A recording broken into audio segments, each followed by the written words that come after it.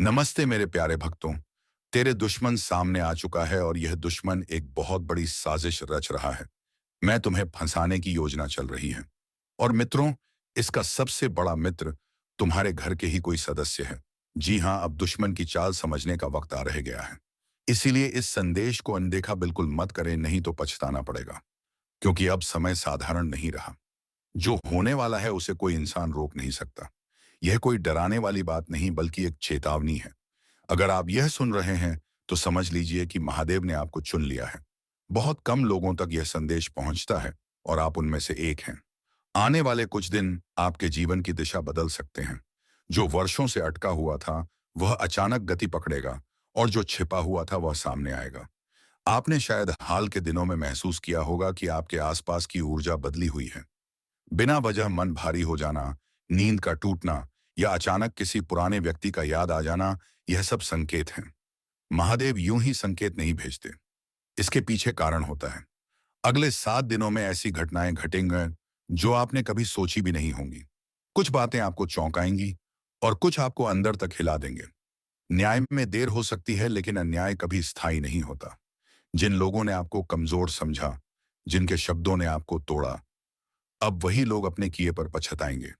आपकी चुप्पी को आपकी हार समझा गया, लेकिन अब वही चुप्पी आपकी सबसे बड़ी शक्ति बनकर उभरेगी। समाज में आपका नाम अलग नजर से लिया जाएगा। लोग आपकी बातों को सुनेंगे और आपके फैसलों को महत्व देंगे। लेकिन हर उजाले से पहले एक परीक्षा आती है। यही वह समय है जब सावधानी सबसे जरूरी है। आने वाले दिनों में एक ऐसा मोड़ आ सकता है जहां छोटी सी गलती बड़ा नुकसान बना सकती है। विवाद, कानूनी उलझन या बदनामी जैसी स्थिति बन सकती है। इसका मतलब यह नहीं कि यह तय है, बल्कि यह संकेत है कि सचेत रहना आवश्यक है। कई बार ग्रहों की चाल भ्रम पैदा करती है और अपने ही लोग गलत सलाह दे बैठते हैं।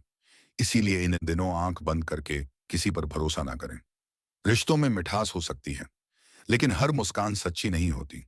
कोई ऐसा व्यक्ति जो खुद को आपका शुभ चिंतक बताता है, अनजाने में आपको गलत राह पर ले जा सकता है। अपने फैसले खुद लें और हर बात को परख कर ही आगे बढ़ें। एक और बात बहुत महत्वपूर्ण है। अपने क्रोध को संभालिए। गुस्सा इस समय आपका सबसे बड़ा शत्रु बन सकता है। शिव का मार्ग शक्ति का नहीं, संतुलन का है। जब हालात आपको उकसाएं, तब शांत रहना ही असली साधना है।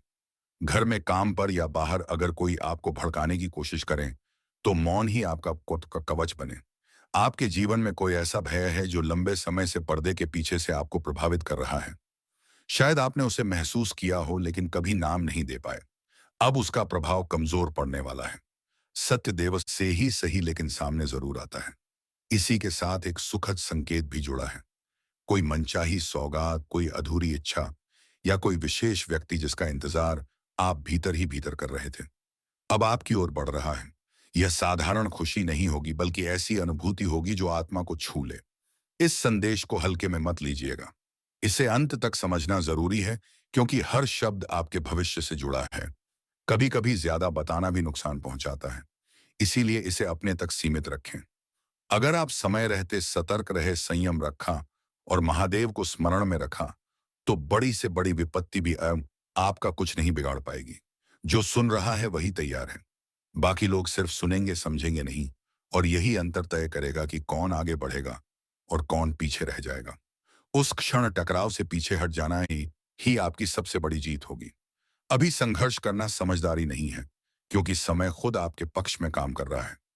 जो लोग खुले तौर पर या छिपकर आपको नुकसान पहुंचाने की कोशिश कर रहे थे, उनका दौर अब समाप्ति की ओर है।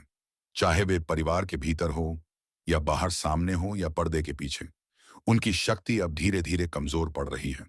जिन षड्यंत्रों, नकारात्मक प्रयासों या रहस्यमय तरीकों से आपको परेशान किया गया, उनका हिसाब ऊपर से तय हो चुका है।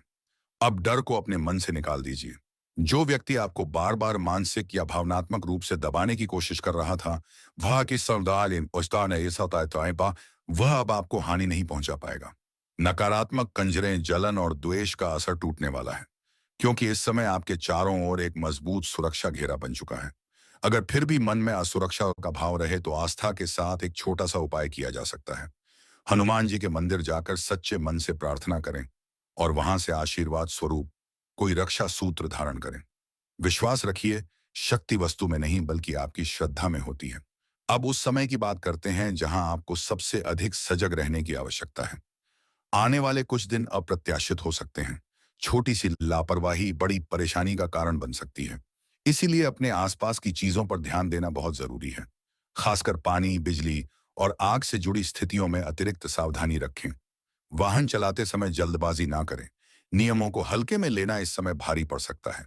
यह डराने के लिए नहीं कहा जा रहा, बल्कि सचेत करने के लिए है। जब भ्रम और असंतुलन का प्रभाव बढ़ता है, तब दुर्घटनाएं अचानक घटती हैं। उनसे बचाव का एकमात्र उपाय है सजगता। इसी दौरान घर के वातावरण में भी हलचल महसूस हो सकती है।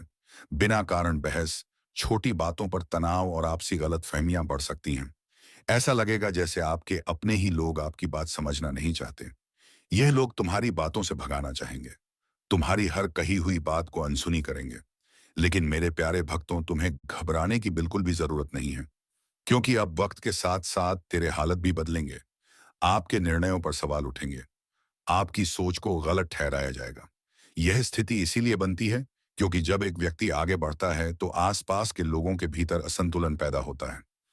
ईर्ष्या, असुरक्षा और तुलना नदन जन्म लेने लगती है। इन परिस्थितियों में आपको 12 सुरक्षा और तुलना जन्म लेने लगती है। सबसे पहले अपने मन को शांत रखना होगा। हर बात का जवाब देना जरूरी नहीं होता। कई बार चुप रहकर हालात को गुजर जाने देना ही सबसे समझदारी भरा एकदम होता है। यदि आप संतुलन बनाए रखेंगे तो यह तनाव खुद बात देना है, खुद खत्म हो जाएगा। आपकी सबसे बड़ी पीड़ा यह नहीं कि लोग आपके खिलाफ हैं, बल्कि यह है कि कोई आपको गहराई से समझ नहीं पा रहा। आपके भीतर एक कोमल और